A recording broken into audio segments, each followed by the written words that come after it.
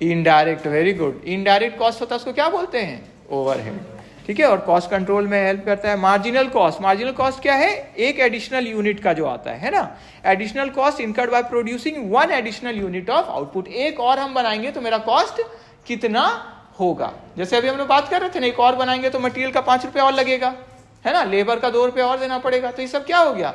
Marginal cost. Clear सबको? इसमें हम लोग फिक्स कॉस्ट को डायरेक्टली कंसीडर नहीं करके बस कितना मेरा एडिशनल लगेगा। जैसे हम रेंट जो जितना दे रहे हैं उतना तो देना ही पड़ेगा, उसमें तो चेंज नहीं आएगा ना, लेकिन एक प्रोडक्ट और बनाएंगे तो उसमें आएगा, तो इसको क्या बोलेंगे? मार्जिनल मेरा और कितना बढ़ेगा। पढ़ेंगे डिटेल में आएगा तो।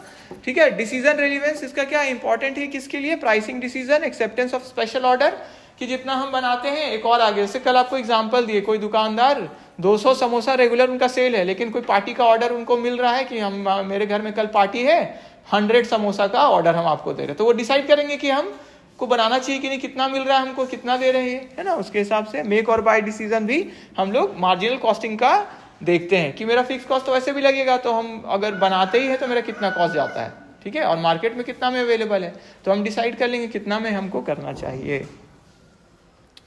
अपॉर्चुनिटी कॉस्ट, अपॉर्चुनिटी कॉस्ट क्या है? Benefit forgone by choosing one alternative over another. Simple में आप समझिए, जैसे आपको 2 नौकरी का ऑफर हुआ, ठीक है, एक में आपको मिल रहा है 1 लाख रुपया, एक में मिल रहा है 1,10,000, तो 1,10,000 वाला नौकरी चूज करते हैं तो छोड़ना कितना पड़ेगा आपको? 1 लाख वाला नौकरी छोड़ना पड़ेगा। समझ में आया? लेकिन 1,10,000 ये पहला एक केस बताया। दूसरा समझिए, 1 लाख मिल रहा है आपको कहाँ? सिमडेगा में, और 1.5 लाख मिल रहा है दिल्ली में। अब आप सोच रहे हैं कि वहाँ दिल्ली में हम जाएंगे तो वहाँ पे खाना रहना और ये सब वो सब अलग अलग खर्चा, वो सब सोच रहे हैं, और यहाँ रहेंगे तो मेरा 1 लाख में ठीक है, तो घर में ही तो रहेंगे, सब चीज़, रेंट का कोई दिक्कत नहीं, सब चीज़ सब है। तो अगर आप यहाँ चूज करते 1 लाख तो छोड़े कितना आप? 1.5 लाख। तो ये भी क्या कहलाएगा? अपॉर्चुनिटी को। समझ में आया? मतलब ये नहीं है कि जो आपका दिख रहा है हाई वही आप चूज किए तो दूसरा अपॉर्चुनिटी कॉस्ट नहीं हुआ, एक चूज किए तो दूसरा जो छोड़े वो सब क्या हो गया? आपका अपॉर्चुनिटी कॉस्ट। क्लियर है? जो आप छोड़ दिए, सिंपल में समझ लीजिए, जो लाभ आप छोड़ दिए उसको क्या बोलेंगे हम लोग? Opportunity cost. Example, using owned premises for business instead of renting it out. ठीक है, कि अपना ही प्रेमिस में अगर हम, अपना ही जो मेरा बिल्डिंग है उसी में अगर बिजनेस करें, ठीक है, ठीक है, अपना बिजनेस करें और अपना जो बिल्डिंग है उसी को रेंट पे किसी को ना दे, तो जितना हमको रेंट मिलता वो तो छोड़ रहे हैं ना अब हम। समझ में आया? उसको हम अपने ही लिए यूज कर ले रहे हैं, ठीक है। तो जितना रेंट हमको मिलता किसी और को रेंट पे दे देते, तो वो क्या हो गया? मेरा अपॉर्चुनिटी कॉस्ट। ठीक है, नेक्स्ट। तो इसका डिसीजन रेलिवेंस में क्या है? रिसोर्स एलोकेशन में हेल्प करता है हमको, और capital budgeting decision. Capital budgeting decision क्या होता है? लॉन्ग टर्म डिसीजन जो लेते हैं, जो अभी आप लोग पढ़े ही थे, फाइनेंस में पढ़े थे ना, ठीक है। लॉन्ग टर्म डिसीजन, बड़ा जो कॉस्ट इसमें जाता है, तो वो भी जरूरी है। क्यों? क्योंकि कैपिटल बजटिंग डिसीजन क्या होता है? इरिवर्सिबल होता है, उसको हम लोग चेंज नहीं कर सकते ना। अगर 10 लाख का मशीन खरीद लिया आप, तो खरीद लिए, अब कैसे चेंज करेंगे उसको? तो इसीलिए पहले सोचना है कि अपॉर्चुनिटी कॉस्ट क्या है। संक कॉस्ट, संक कॉस्ट का नाम ही देखिए, संक, संक मतलब क्या हो? डूब गया। ऐसा कॉस्ट जो डूब गया, मतलब क्या है इसका? जो आप रिकवर नहीं कर सकते हैं और फ्यूचर डिसीजन को जो इफेक्ट नहीं करता है। Example, cost of old machinery already purchased, मतलब जो मशीन आप खरीद लिए, तो खरीद लिए ना, क्या आप सोच सकते कि नहीं खरीदते तो क्या होता? समझ में आया? बोलते हैं ना, आप पछतावत होत क्या जब चिड़िया चुग गई खेत। हाँ, तो यही है संक कॉस्ट। समझ में आया? हाँ, तो ये हिंदी वाले तो लिख सकते हैं, इंग्लिश वाले इंग्लिश में कन्वर्ट करके एग्जाम्पल दे सकते हैं एग्जाम में, ठीक है, ठीक है। Decision relevance, ignored while making managerial decision. हम मजाक कर रहे थे, लिख मत दीजिएगा, वैसे लिखेंगे भी तो ये कोई ऐसा बात नहीं है, और लिंक ही कर दिए कोई, ठीक है। Decision relevance, ignored while making managerial decisions, ठीक है, इग्नोर करते हैं हम लोग इसको। इसका क्यों? क्योंकि हो गया ना वो तो कॉस्ट। अब क्या सोच के करेंगे कि अब नहीं करते तो क्या होता? वो थोड़ी हो गया। शादी हो गया तो सोच सकते नहीं नहीं करते तो क्या होता है, ठीक है, वो भी संक हो गया ना। इसीलिए शादी के बाद का बात नहीं होता है, देखते हैं बात, फिल्म में भी दिखाता है, शादी हो गया बंद, बंद करो, इसके बाद देखने लायक नहीं है ऐसा नहीं है, जैसा आप अपना लाइफ बनाएंगे वैसा है। आपका लाइफ आप पे डिपेंड करता है, किसी दूसरे पे नहीं, है ना। आप जितना अच्छा मार्ग पे अपने आप को चलाएंगे, आपका जीवन अच्छा ही होते जाएगा।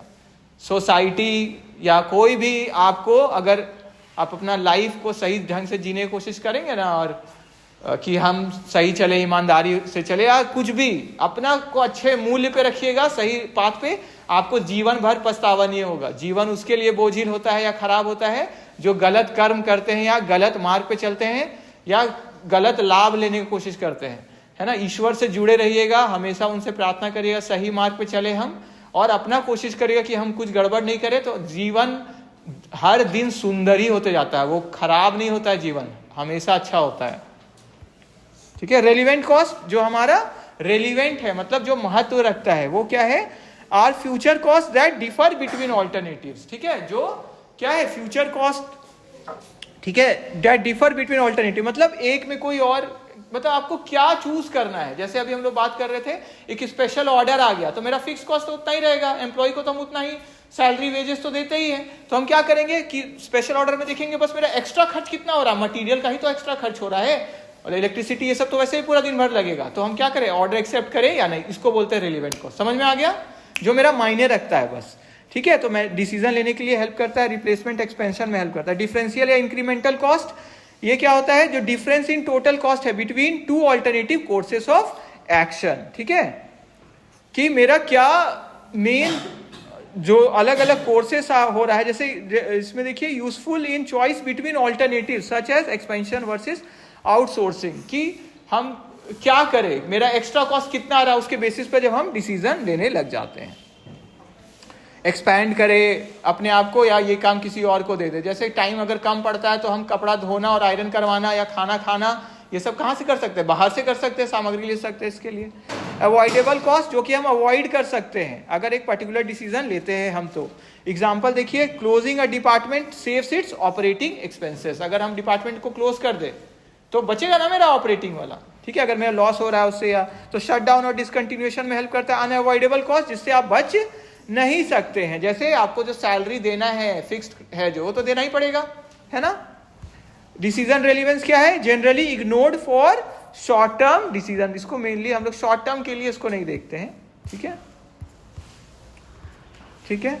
अनअवॉइडेबल सिंपल में जिसको अवॉइड हम नहीं कर सकते। आउट ऑफ पॉकेट कॉस्ट, जिसमें मेरा कॉस्ट लगेगा, जैसे वेजेस पेड है, रॉ मटेरियल, ठीक है, परचेज, मतलब पैसा जाएगा आपका। Important for liquidity and cash management decision, कितना मेरा लिक्विडिटी क्या होता है, कितना मेरे पास कैश में या कैश इक्विवेलेंट में मौजूद है, जैसे बैंक में कितना पैसा है। ठीक है, तो उस डिसीजन के लिए इंपॉर्टेंट है। इम्प्यूटेड कॉस्ट, जिसमें इन्वॉल्व नहीं होता है कैश आउटफ्लो, ठीक है, पैसा नहीं जा रहा है जैसे, ठीक है, लेकिन हम लोग डिसीजन मेकिंग में उसको कंसीडर करते हैं। जैसे इंटरेस्ट कितना हो रहा है ओनर्स का कैपिटल पर, ठीक है, अगर ये कैपिटल हम बिजनेस में नहीं लगाते, कहीं और इन्वेस्ट कर देते, तो मेरा कितना पैसा आता, इंटरेस्ट का मिलता ना आपको, ठीक है, या किसी और ढंग से आपको मिलता। ठीक है, rent of self owned building, जैसे अभी बात की, अपना बिल्डिंग है तो अगर रेंट पे देते तो उसको कितना मेरे पास रेंट आता। क्लियर सबको? तो मतलब एक्चुअली में जिसमें क्या हो रहा है, पैसा नहीं इन्वॉल्व हो रहा है, नहीं जा रहा है, लेकिन हम उसको कहीं और अगर यूज करते तो मेरा कितना और आता पैसा। ठीक है, क्लियर है? तो इकोनॉमिक और मैनेजरियल डिसीजन में हेल्प करता है। शट डाउन कॉस्ट, जो हमको क्या करे, मेरा लगेगा ही, इवन अगर हम क्या करें, अपना प्रोडक्शन रोक भी दे थोड़े देर के लिए तो भी, जैसे अगर हम अपना काम नहीं भी कर रहे हैं तो सिक्योरिटी का तो लगेगा, जैसे कॉलेज नहीं चलता है तो भी सिक्योरिटी गार्ड्स तो रहते हैं। क्लियर है? इसी तरह ऑर्गेनाइजेशन में, फैक्ट्री में, जो भी क्या है, मेरा प्रोडक्शन हम नहीं भी करें तो भी मेरा लगेगा ही। ठीक है, तो minimum maintenance security expenses help करता है हमको टेम्पररी शटडाउन डिसीजन में। इंपॉर्टेंस क्या है इनका? कॉस्ट कॉन्सेप्ट्स का हेल्प करता है मैनेजर को बेस्ट ऑल्टरनेटिव चूज करने में, रॉन्ग डिसीजंस को रोकता है, इरेलीवेंट कॉस्ट को जो मेरे लिए मायने नहीं रखते उसको हटाता है, प्रॉफिटेबिलिटी एफिशिएंसी को हम बेटर कर सकते हैं, प्रॉपर रिसोर्स एलोकेशन कर सकते हैं, शॉर्ट टर्म और लॉन्ग टर्म डिसीजन ले सकते हैं इसके बेसिस पे। तो मतलब कॉस्ट कॉन्सेप्ट्स को जानना जरूरी है। ठीक है, तो मैनेजरियल डिसीजन मेकिंग के लिए इंपॉर्टेंट है ये जानना रेलिवेंट और या इरेलीवेंट कौन है, ताकि हम अच्छे से डिसीजन ले सके। और ये हमें हेल्प करते हैं मिनिमाइज करने में कॉस्ट को, मैक्सिमाइज करने में प्रॉफिट को, और अचीव करने के लिए क्या, ऑर्गेनाइजेशनल गोल्स को। ठीक है, तो यहाँ हम लोग कंप्लीट कर लिए कॉस्ट कॉन्सेप्ट्स। मेन है क्या, अब आप रिवीजन करिए ताकि आपका अच्छा पकड़ बने। ठीक है, थैंक यू।